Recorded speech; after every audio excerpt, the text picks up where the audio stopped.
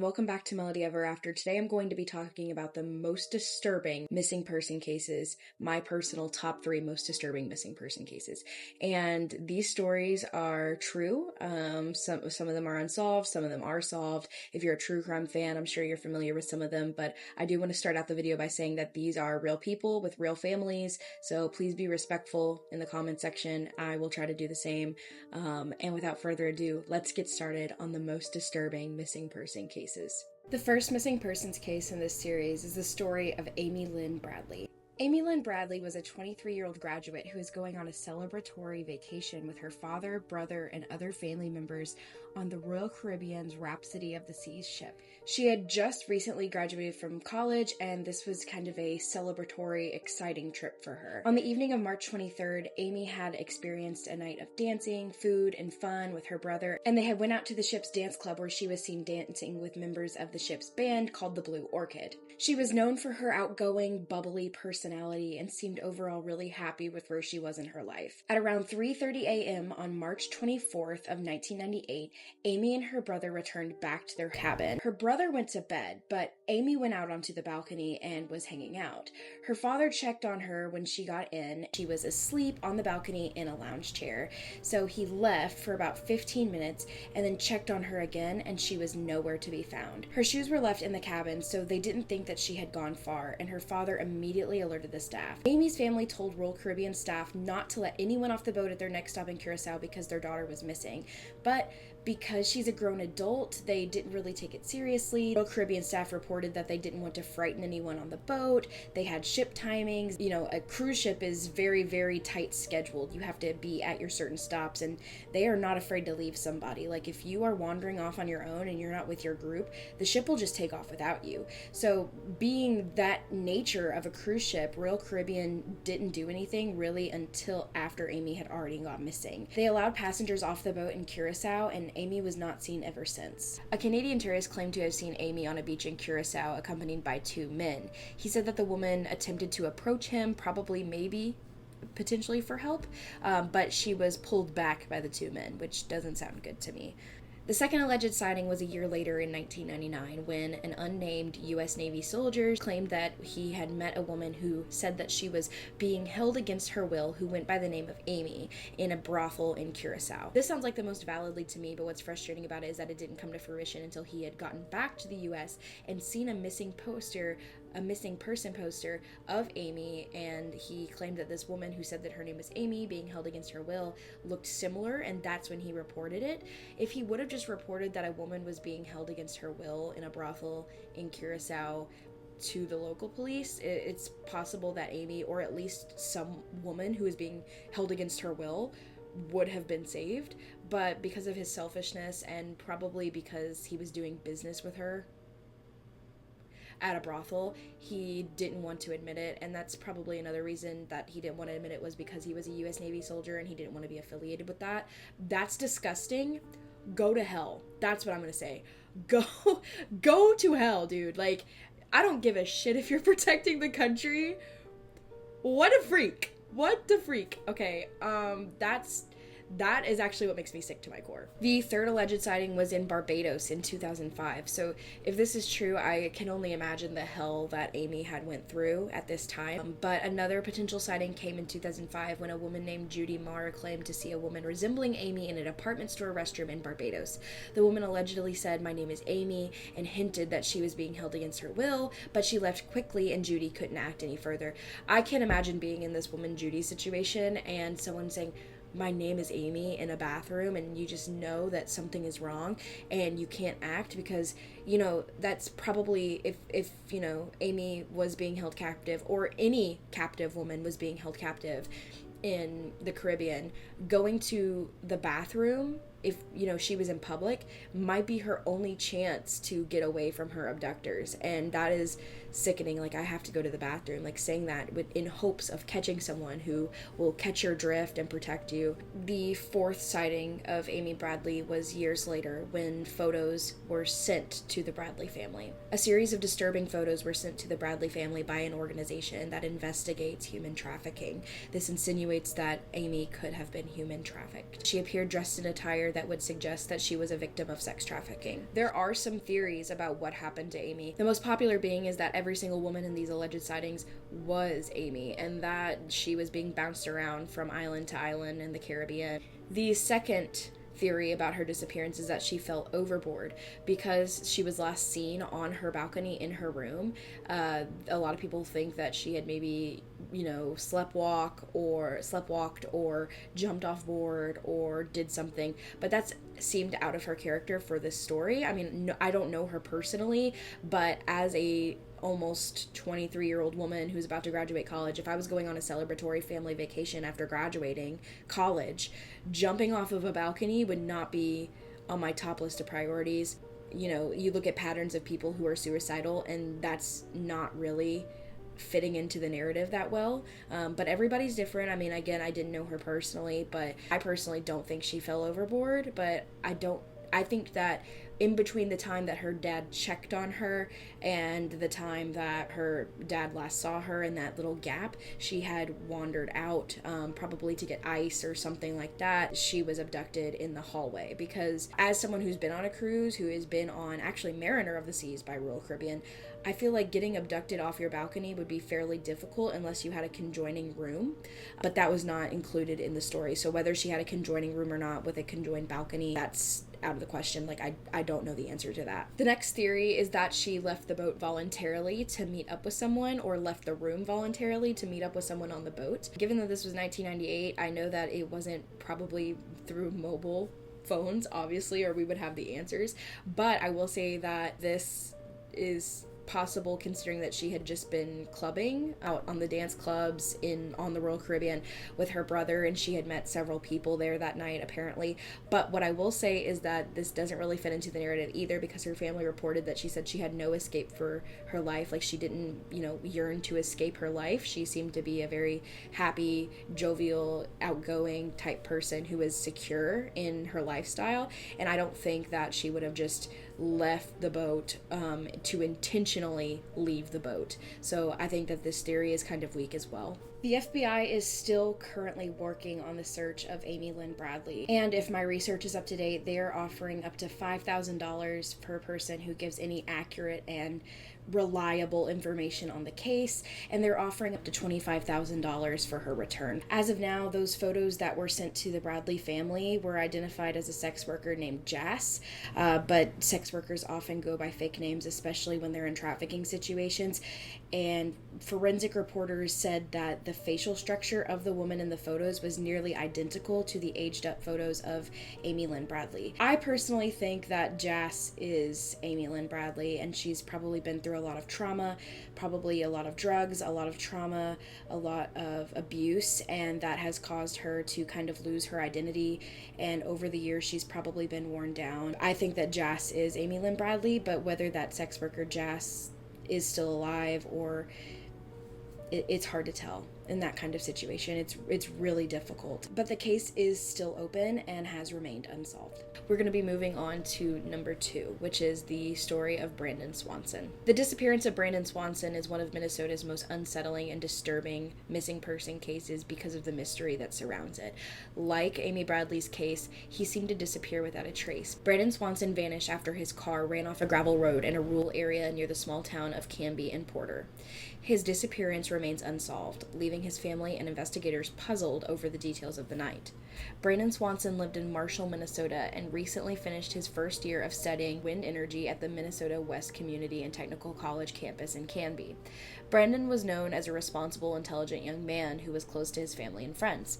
On the night of May 13th, he was celebrating his first year of college and the end of the school year with his friends in Canby. He was 30 miles from his home in Marshall. Around midnight on May 14th, Brandon left the gathering in Canby to head back to his home in Marshall, about 30 miles away. He took the back roads, which was very typical for people familiar with that area. It was a rural area. But around 1:15 a.m., he accidentally drove into the ditch and crashed his car on the gravel road. His car became stuck in the ditch, but Brandon himself was completely uninjured. That was when a 47-minute phone call between him and his parents ensued that would change their lives forever. Unable to free his car, Brandon called his parents to alert him of what had been happening. Yes, he had been partying, but he didn't seem to be drunk, and he was calling his parents parents to let them know that he was okay and everything was fine. He told his parents, Brian and Annette Swanson, he believed that his car was stuck near the town of Lynn. Brandon's parents immediately got in the car and were going to pick him up. This should have been a very easy exchange. This should have been a very easy situation where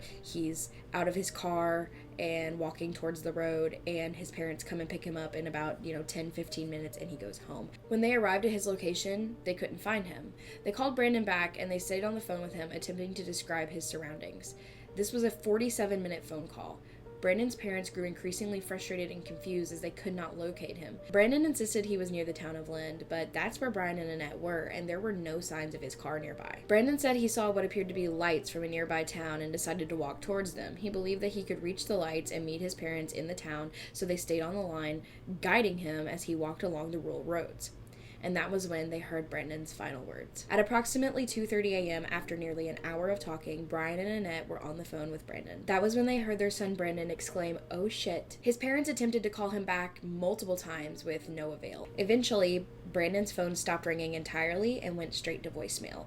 This probably insinuates that he either had no service or his phone was dead or maybe even broken. Concerned, they continued searching for their son throughout the early morning hours, but there was no sign of Brandon. When Brandon didn't return home or call in the morning after the sun had came up, his parents reported him missing later that day.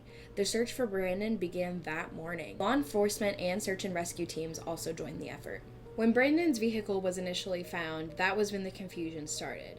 While Brandon was positive that he was outside the town of Lynn, he was actually outside the town of Porter, which was around 25 miles away from Lynn. This indicated that Brandon had completely misjudged his location, which is probably what contributed in some of the initial confusion when his parents were trying to locate him. We don't know if Brandon had been under the influence of anything. It's possible. I don't want to insinuate that that was the reason that this happened, but that is also a possibility. There are 3 primary theories as to what happened to Brandon Swanson. The first one being the Yellow Medicine River theory. Brandon's last known location placed him near the Yellow Medicine River, a small but sometimes steep and challenging river. Investigators believe that it's possible that he might have slipped and fallen into the river, especially since the area around the riverbank is extremely impossible to navigate at night. The river was searched extensively, including by divers, but there was no trace of Brandon to be found. Next is disorientation and hypothermia. Some theories suggest that Brandon may have become disoriented and got hypothermia after wandering around for so long. Some people believe that he had just lost service and that's why he said oh shit, or maybe his phone died and that's why he said oh shit. But I feel like if that were the case, something of his body would have been found, or even like something of his cell phone would have been found. An addition to this theory is that there were sinkholes near the area and that he was disoriented wandering around and that he slipped into a sinkhole. And finally, the third theory that people think may have happened to Brandon Swanson regarding his disappearance is foul play. While investigators think this is unlikely, there are some theorists out there who think that someone may have intended to hurt Brandon or was wandering around the road at night, but because it was a generally unpopulated area that he was in, that doesn't seem likely. Some have speculated about foul play, but investigators have found no evidence that Brian was harmed, either in his car or finding his body. An extensive search took place after the initial search, where search dogs got involved, and they were able to locate Brian's scent and were sent on a trail that led toward the Yellow Medicine River, which is why it's the most popular disappearance theory. But the trail went cold near the riverbank, which is why many people think that he either slipped in or he crossed it successfully, which leads to one or two theories. A, he died in the river and his body was not found because of faster decomposition rates in water or his body being swept to a different area. Or B, he crossed the river and it being 39 degrees, that was when he got hypothermia, was because he was actually wet, which increased the difficulty of the terrain and also increased his chances of hypothermia. Regardless of whatever happened to Brian Swanson, he will be forever remembered as a responsible young man who called his parents first thing when he crashed his car and was, telling him that he was okay. He was a very competent and capable young person from what many people say about him. His final words being "oh shit" are a haunting exposition to a missing person case that will probably never be solved. The third and final and quite possibly most disturbing missing persons case in my top 3 missing persons cases is the story of Dorothy Jane Scott. Dorothy Jane Scott's disappearance occurred in 1980 and is one of California's most mysterious disappearances ever recorded. Dorothy was a single mother and she vanished under disturbing circumstances, with her case marked by threatening phone calls, a mysterious stalker, and a haunting phone call to her family that continued on even after her disappearance. Dorothy Jane Scott was a 32-year-old woman who lived in Stanton, California. It was a quiet suburb of Anaheim, California, which is well known for oranges, Disneyland, the beach, and general tourism overall. She worked as a secretary and back office assistant for 2 jointly owned stores, Swingers Psych Shop, a psychedelic store, and Custom John's Head Shop, which sold paraphernalia. Dorothy was known to be a devoted mother to her 4-year-old Sean. Dorothy even lived with her aunt to ensure that she as a single mother was able to adequately support her son Sean. Her family and friends described her as quiet and kind, who largely kept to herself and focused on her son and her work. Months before her disappearance, Dorothy started receiving strange and concerning phone calls to her home by an unknown caller. It was a man whose voice she claimed that she could recognize but couldn't quite place or identify directly. Sometimes he would even tell her over the phone that he was watching her and include disturbing details of her day-to-day life and the clothes she was wearing to prove that he was. He would alternate daily from proclaiming his love to Dorothy to threatening her in grotesque and disturbing ways, and that is horrifying. If you are a girl, you know you know. If you've ever had a stalker, you know you know. When a man is, teetering on the edge of they can't decide whether they love you or want to kill you, and they are verbalizing that, that's a man you want to get a restraining order for. And I'm going to throw that out there. But it's hard to get a restraining order when you don't know who he is. So that's that. On one occasion, Dorothy told the caller to go outside because he had left something for her. She went outside and found a single dead rose on the windshield of her car. The caller unsettled her so much that she considered purchasing a handgun, but ultimately, she chose to take self-defense classes. Should have chose the gun, should have chose the gun, should have chose the gun, should have chose the gun. Oh my god, I'd be buying a gun ASAP, but I don't know the laws in California. I know where I'm at. I'm in a rural area, and so having a gun is, a lot more of a less crazy offense than it is in somewhere probably like Anaheim, California. If you're from California, can you have guns in California? Let me know. On May 28th of 1980, Dorothy was attending a work meeting at her workplace in Anaheim, California. During the meeting, she noticed that her co-worker, Conrad Boston, didn't look well and had a red mark on his arm. Concerned, Dorothy and another co-worker, Pam Head, decided to take Conrad to the hospital.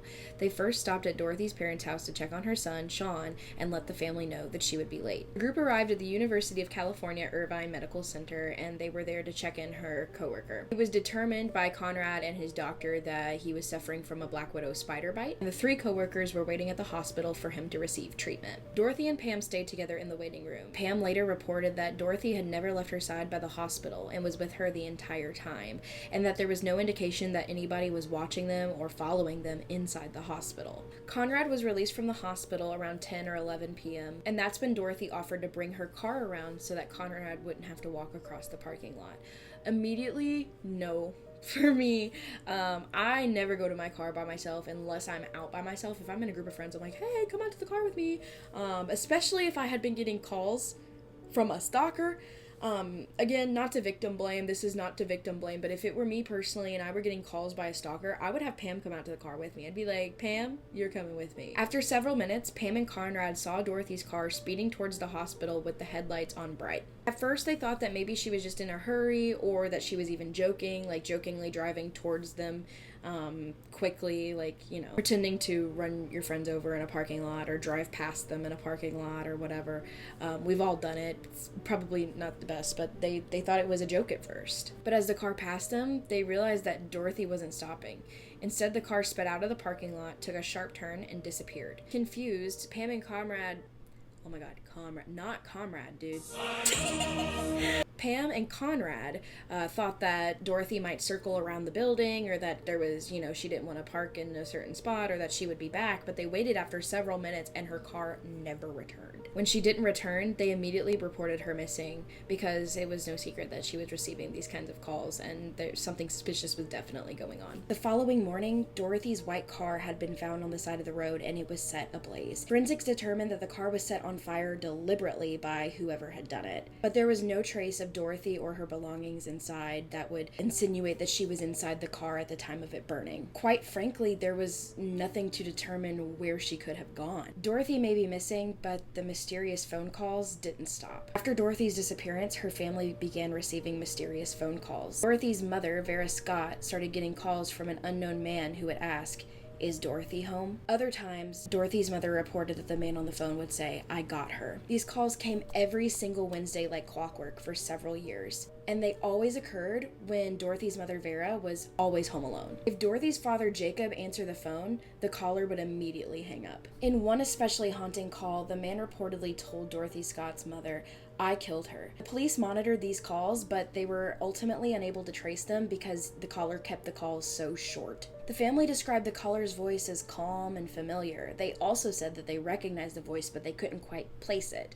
The caller continued to harass Dorothy's family for several years until a newspaper in 1984 published an article about Dorothy's case, and then mysteriously the phone calls stopped. It remains unclear if this was purely coincidence or if the article scared the caller into silence. On August 6th of 1984, a construction worker discovered skeletal remains along the Santa Ana Canyon Road in Anaheim, about 30 minutes from where Dorothy disappeared.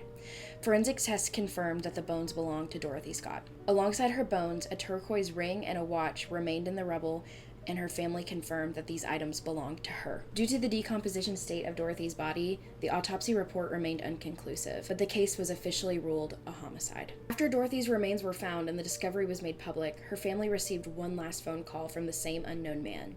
He reportedly asked, "Is Dorothy home?" I think it's very clear that Dorothy had a stalker, and I don't even want to rule out I don't even want to consider any other theories. It's clear that she was being harassed, and then after she was killed, the stalker continued to harass her family.